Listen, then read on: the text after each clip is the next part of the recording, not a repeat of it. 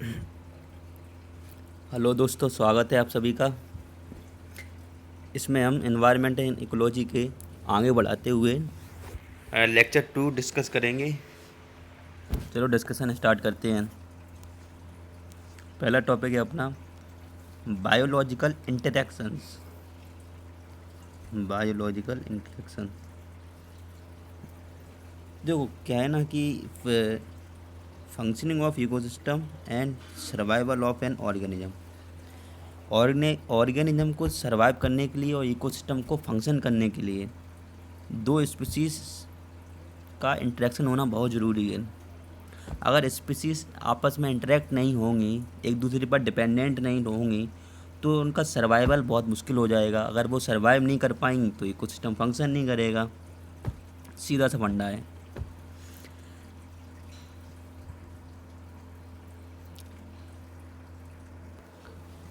हाँ, तो स्पीसीज जब एक दूसरे से इंटरेक्ट करती हैं, डिपेंडेंट रहती हैं एक दूसरे पर, तो इसमें क्या होगा कि एक खाओ तो दोनों स्पीसीज़ को इससे फ़ायदा मिले। ये भी हो सकता है कि एक स्पीसीज़ को प्रॉफिट हो, एक को लॉस हो। खाओ दोनों न्यूट्रल रहें, किसी को ना फ़ायदा हो ना नुकसान हो। खाओ दोनों को नुकसान हो जाए, ऐसा भी हो सकता है। तो इसी इसी के टाइप्स देखेंगे कि बायोलॉजिकल इंटरेक्शन किस किस तरह से हो सकता है। हाँ, तो सबसे पहले वो है अपन देखते हैं कि यहाँ पर जब डिस्कस करेंगे तो उसमें प्लस का मतलब होगा बेनिफिटेड, माइनस का होगा मतलब हार्म, वो चीज़ का हार्म हो रहा है, और जीरो का मतलब होगा neither benefited nor harm. Okay, तो सबसे पहला है अपना म्यूचुअलिज्म। म्यूचुअलिज्म सिंपल सा मतलब है स्पीसीज वन स्पीसीज टू, यानी कि स्पीसीज वन को भी बेनिफिट में जा रही है, दूसरी स्पीसीज टू है वो भी बेनिफिट में जा रही है। तो कैसे है भाई, इसका एग्जांपल देखते हैं।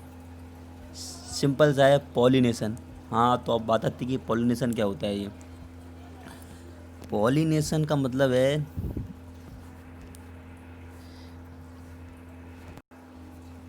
पॉलिनेशन में ना जो जैसे पॉलिनेटर, जैसे कि जो मधुमक्खियाँ हैं ना, वो जितने भी क्रॉप्स वगैरह हैं, पौधे वगैरह हैं, उन पर अपना पोलन छोड़ती हैं, जिससे कि ये पौधा ग्रो करता है।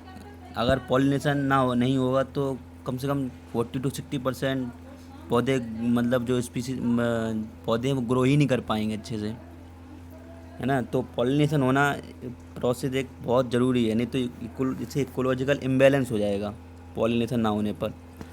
तो पॉलिनेशन में ना क्या होता है कि pollinator gets food and plants has its pollen transfer to the other flowers। तो इसमें क्या है, जो पॉलिनेटर है उसको भी फ़ायदा मिलता है, और जो जो जिसका पॉलिनेशन हो रहा है उसे भी फ़ायदा मिल रहा है, यानी कि मधुमक्खी को और जो अपना जो जितना भी प्लांट है दोनों ही फ़ायदे में जा रहे हैं। तो हो गया ये म्यूचुअलिज्म का एग्जांपल। अब दूसरा है अपना कमेंसलिज्म। इसमें स्पीसीज वन तो बेनिफिट में है और स्पीसीज टू पर कोई इफेक्ट नहीं पड़ रहा है। जैसे कि एग्जांपल इसका, cow dung provides food and shelter to dung beetles and the beetles have no effect on the cow dung. जब भी काउ डंग के ऊपर कुछ डंग बीटल्स बैठेंगे तो इसमें इससे काउ पर क्या इफेक्ट पड़ेगा, काउ पे तो कोई इफेक्ट नहीं पड़ेगा। लेकिन जो बीटल्स बैठ रहे हैं वो वो उनको फूड मिल रहा है काउ डंग से। बीटल्स को फूड मिल रहा है काउ डंग से। ओके, तो स्पीसीज वन यानी कि जो बीटल्स हैं वो प्लस में है, और जो काऊ डंग है मतलब जो काऊ है उस पर न्यूट्रल है, उसे कोई इफेक्ट नहीं पड़ा उस पर। अब दूसरा है अपना टाइप कंपटीशन। जब कंपटीशन होगा तो दोनों ही स्पीसीज हार्म होगा। If two species eat same food and there is not enough for both, both में suffer a shortage of food. जब दोनों स्पीसीज एक ही फूड खा रही हैं और फूड की भी लिमिटेशन है, तो दो आपस में लड़ाई होगी तो दोनों को ही हार्म होगा। सिंपल सा एग्जांपल अपना है। अब इसके बाद ये प्रेडेशन एंड पैरासिटिज्म। इसमें एक स्पीसीज तो फ़ायदे में रहती है और दूसरे को नुकसान होता है। अब प्रेडेशन मतलब जैसे कि छोटी मछली और बड़ी मछली को खा रही है, तो बड़ी मछली तो मर गई ना। जैसे कि बड़ी मछली ना छोटी मछली को खा रही है, तो छोटी मछली तो वैसे ही मर गई ना, तो उसे तो नुकसान में चली गई वो, और जो बड़ी मछली है वो फ़ायदे में आ गई। ऐसे ही parasitism, parasitics gains benefit by sucking blood, जैसे कि जितने भी पैरासाइट होते हैं वो ब्लड को सक करते हैं, तो जो पैरासाइट है उसको तो फ़ायदा मिल रहा है, लेकिन जिसका ब्लड निकाल रहे हैं वो नुकसान में है। ये पैरासिटिज्म हो गया। इसके बाद है अपना अमेंसिलिज्म। अमेंसिलिज्म का मतलब है कि एक तो फ़ायदे में नुकसान में है और एक पर कोई इफेक्ट नहीं पड़ रहा। जैसे कि मान लो कोई एक बड़ी ट्री है, उसके नीचे अगर एक छोटा पौधा निकल आए उगाए, तो जो छोटा पौधा है वो तो नुकसान में रहेगा ना, क्योंकि उसे पूरे अच्छे से सूर्य की रोशनी नहीं पड़ पा रही इसके ऊपर। लेकिन जो बड़ा पौधा है ना, वो फ़ायदे, उस पर तो कोई इफेक्ट ही नहीं पड़ रहा है, ना उसे फ़ायदा हो रहा है ना नुकसान हो रहा है। ओके। इसके बाद है अपना न्यूट्रलिज्म। इसमें two species interact but do not affect each other, यानी कि दोनों स्पीसीज इंटरेक्ट करेंगी तो ना स्पीसीज वन को कोई फ़ायदा या नुकसान होगा, या ना स्पीसीज टू को कोई फ़ायदा या फिर नुकसान हो। नेक्स्ट टॉपिक है अपना इकोलॉजिकल पिरामिड। तो जैसे कि हमने लास्ट लेक्चर में पढ़ा था फूड चेन के बारे में, तो अगर फूड चेन को हम ग्राफिकल रिप्रेजेंटेशन के थ्रू दिखाएं, और वो भी नंबर्स, बायोमास और एनर्जी को आधार मानते हुए, तो इकोलॉजिकल पिरामिड तीन तरह से हो जाएंगे, तीन इनके टाइप्स हो जाएंगे। एक तो pyramid of numbers, pyramid of biomass और पिरामिड ऑफ एनर्जी। ठीक है, तो एक एक करके डिस्कस करते हैं कि ये पिरामिड्स, इकोलॉजिकल पिरामिड्स, अपना ecological pyramids is a graphical representation of relationship between different organisms in an ecosystem. सबसे पहला है पिरामिड ऑफ नंबर्स। अगर हम नंबर्स को आधार मानते हुए पिरामिड्स दिखाएंगे तो वो पिरामिड ऑफ नंबर्स है। Representation of number of individual per unit area of various trophic levels step wise with the produce. इसका पिरामिड्स में क्या होता है ना कि हम जो बेस में है ना, बेस, जैसे कि बेस का मतलब कि हम ये बेस है, ये टॉप है। बेस पे हम रखते हैं हमेशा प्रोड्यूसर को और टॉप पे रखते हैं कार्निवोर्स को। ये लिखा हुआ है producer forming the base and the top carnivores the tip, it is called pyramid of numbers. ठीक है, पिरामिड ऑफ नंबर्स में ना कि एग्जाम्पल दो हैं। एक अगर लैंड यानी ग्रास लैंड का एग्जाम्पल देखें तो वो अपराइट पिरामिड बनेगा पिरामिड ऑफ नंबर्स में, और पैरासाइटिक फूड चेन का जो पिरामिड है होगा ना वो इन्वर्टेड होगा पिरामिड ऑफ नंबर्स में। ये रहा एग्जाम्पल, जैसे कि अपना ये है ग्रास लैंड का है और ये पैरासाइटिक है, ये इन्वर्टेड है। इन्वर्टेड का मतलब है कि इसमें जो बेस पे जो नंबर्स हैं उनका काउंटिंग कम है, और जो इनका अपराइट का मतलब है कि बेस पे जो नंबर्स हैं, जो प्रोड्यूसर्स हैं उनका काउंटिंग ज़्यादा है नंबर में। तो फिर ग्रासलैंड पिरामिड्स में अदर प्रोड्यूसर्स आओ, मतलब प्रोड्यूसर में ग्रासेस आ गई, और हर्बीवोर्स में इंसेक्ट्स आ गए ग्रास के ऊपर, और इंसेक्ट्स के ऊपर बर्ड्स हैं, बर्ड्स के ऊपर हॉक्स हैं। ये अपना एक फूड चेन है पूरा। और इसमें प्रोड्यूसर्स मतलब एक ट्री है, ट्री के ऊपर बर्ड रहते हैं, और बर्ड के ऊपर बहुत सारे पैरासाइट रहते हैं, और पैरासाइट के ऊपर बहुत सारे हाइपर पैरासाइट रहते हैं। तुमको इतना ध्यान रखना है इसमें कि पिरामिड ऑफ नंबर्स में जो ग्रासलैंड का पिरामिड है, इतना ध्यान रखना है कि पिरामिड ऑफ नंबर्स में जो ग्रासलैंड का पिरामिड है वो अपराइट होगा, और पैरासाइटिक का जो पिरामिड है पिरामिड ऑफ नंबर्स में वो इन्वर्ट होगा।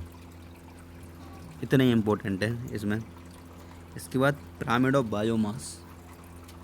पिरामिड ऑफ बायोमास मतलब कि बायोमास को हम आधार मानते हुए पिरामिड बनाएंगे। इसमें बायोमास क्या होता है कि अमाउंट ऑफ लिविंग और organic matter present in a particular environment is called biomass.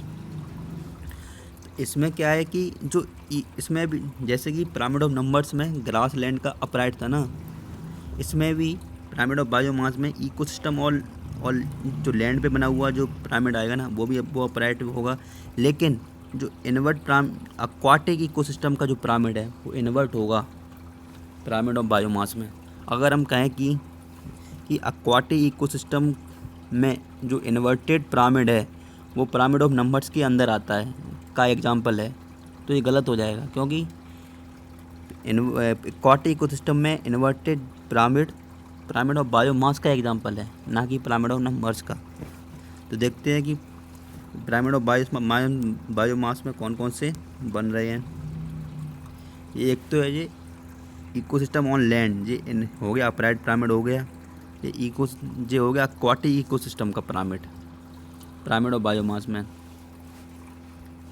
तो इधर देखते हैं, इधर बेस पे प्रोड्यूसर्स मतलब बहुत सारे घास वगैरह है, फिर उसके ऊपर जो छोटे मोटे खरगोश जानवर हरे हिरन वगैरह हैं, उसके ऊपर फिर ये इसके ऊपर फिर ये कार्निवोर के ऊपर टॉप कार्निवोर है। और इधर क्या है अपना एक्वाटिक इकोसिस्टम में, यहाँ पे लग रहा हो कि यहाँ पे इनका बायोमास कम है और इनका बायोमास ज़्यादा है, तो इनका जो बायोमास कम पड़ता होगा, लेकिन ऐसा नहीं है, क्योंकि जो एक्वाटिक इकोसिस्टम में जो फाइटोप्लैंक्टन जो प्रोड्यूसर्स है ना, उनके बनने की स्पीड बहुत तेज़ होती है। तो उनका भले उनका बायोमास कम है, लेकिन उनकी शॉर्टेज नहीं पड़ती उनकी, क्योंकि बनने की स्पीड बहुत तेज़ होती है। तो इधर हो गया ये फाइटोप्लैंक्टन, उसके ऊपर छोटी मछली, उसके ऊपर बड़ी मछली। इसके बाद अपना है पिरामिड ऑफ एनर्जी। अब एनर्जी को बेस मानते हुए आधार मानते हुए पिरामिड्स बनेगी। Representation of the amount of energy trapped per unit time and area in different trophic levels of A food chain. Okay, it is always upright, ये हमेशा upright होगा। काफ़ी इंपॉर्टेंट है ये कि pyramid of energy is always upright, ना invert होगा, कैसा भी नहीं होगा, हमेशा ये अपराइट ही होगा। क्यों होगा? Because of law of 10% energy transfer. इस लॉ की वजह से हमेशा अपराइट होता है पिरामिड ऑफ एनर्जी। ये लॉ क्या है? Law of 10% energy transfer by Raymond Lindeman ने दिया था ये वाला लॉ। इस लॉ के अकॉर्डिंग ना कि इस लॉ के अकॉर्डिंग ये है कि एक ट्रॉपिक लेवल से, मतलब ये ट्रॉपिक लेवल है प्रोड्यूसर्स का, एक ट्रॉपिक लेवल से नेक्स्ट ट्रॉपिक लेवल पर जो एनर्जी है ना, वो केवल 10% ही ट्रांसफ़र होती है बस। 90% नीचे वाले लोग कंज्यूम कर लेते हैं, केवल 10% एनर्जी ही जाती है। जैसे मान लो बाई चांस एग्जांपल, जैसे कि बाई चांस यहाँ पे 20,000 किलो कैलोरी एनर्जी थी इधर प्रोड्यूसर लेवल पर, तो 20,000 का 10%,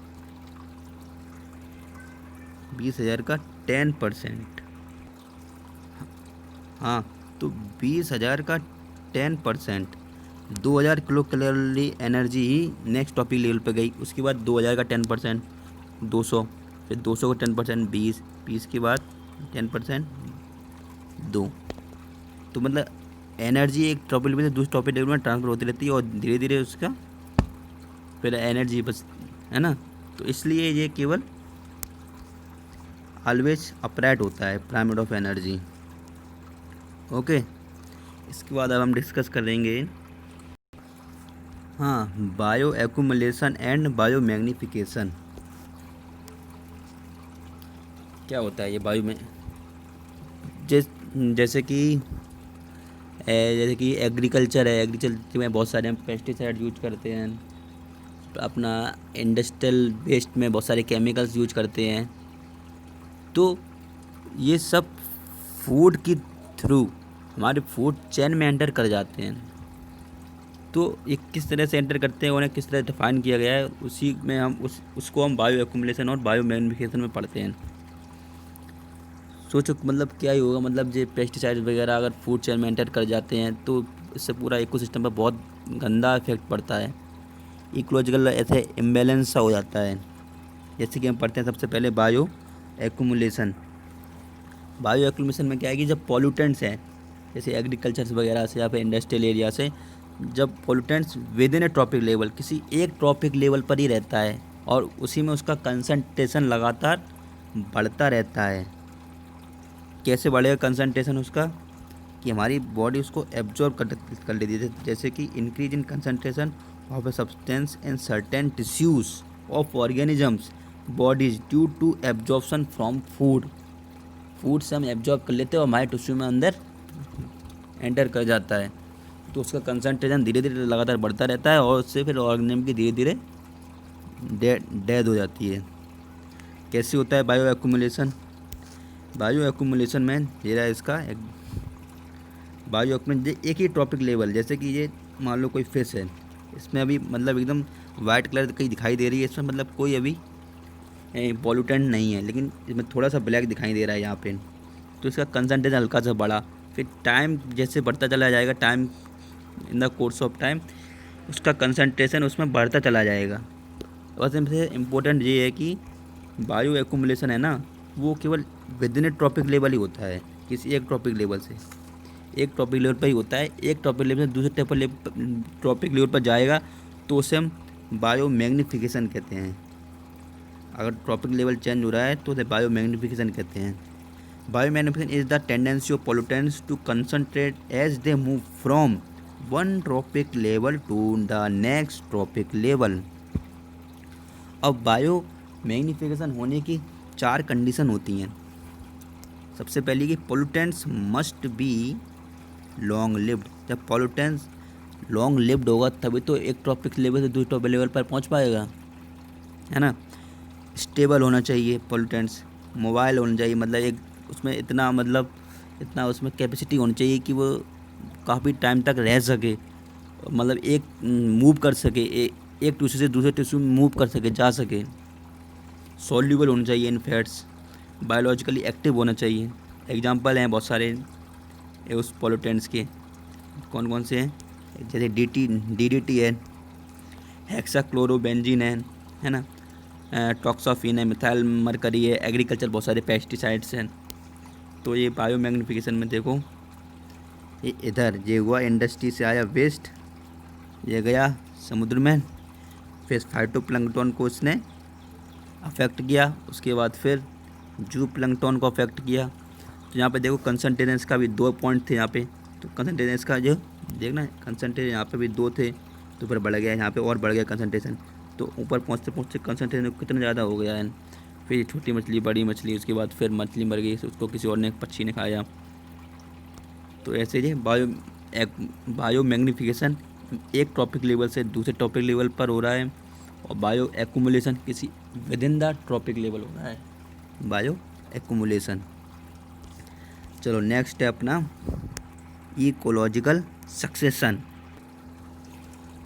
हाँ, तो जैसे कि जैसे कि हमारा पहले जन्म होता है, फिर हम उसके बाद फिर धीरे धीरे बड़े होते हैं, है ना, फिर उसके बाद फिर धीरे धीरे फिर हम बूढ़े होते हैं, फिर धीरे धीरे किसी कारण बाद हमारी डेथ हो जाती है।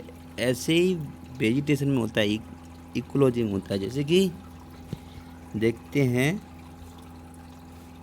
अपना कि process of directional change in vegetation on an ecological time scale which leads to the establishment of a relatively stable climax community.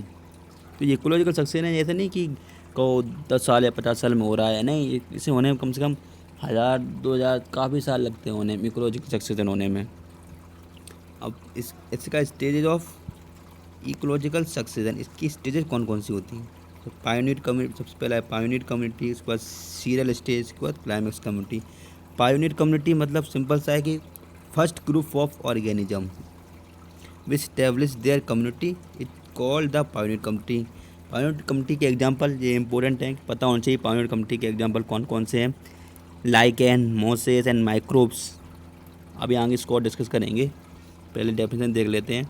इसके बाद अपना सीरियल स्टेज और सीरीज, ये भी बड़ा इंपॉर्टेंट है, सीरीज SERES और सीरियल स्टेज।